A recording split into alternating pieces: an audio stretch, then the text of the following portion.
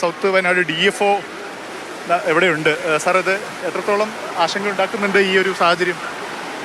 അല്ല, നിലവിൽ പ്രാഥമികമായിട്ട് മണ്ണിടിച്ചിലാണ് കഴിഞ്ഞ വർഷം ഉണ്ടായിട്ടുള്ള അതേ സ്ഥലത്ത് തന്നെയുള്ള മണ്ണിടിച്ചിലാണെന്നാണ് മനസ്സിലാക്കുന്നത്.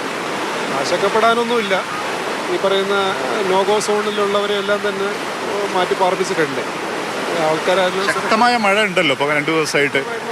അപ്പോൾ ഏതെങ്കിലും ജനങ്ങൾക്ക് ജാഗ്രതാ നിർദ്ദേശം നൽകേണ്ടതുണ്ട് കൂടുതലായിട്ടും അഡീഷണലായിട്ട്? അല്ല, ഈ നോഗോ സോണിലുള്ളവരെല്ലാം തന്നെ മാറ്റിയിട്ടുണ്ട്.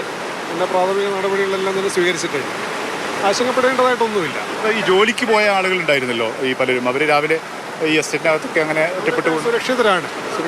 ഈ പറയുന്ന റാണിമലയും അതുപോലെയുള്ള മറ്റേ വനറാണി എസ്റ്റേറ്റിലെ ജീവനക്കാരെല്ലാം തന്നെ സുരക്ഷിതരാണ്.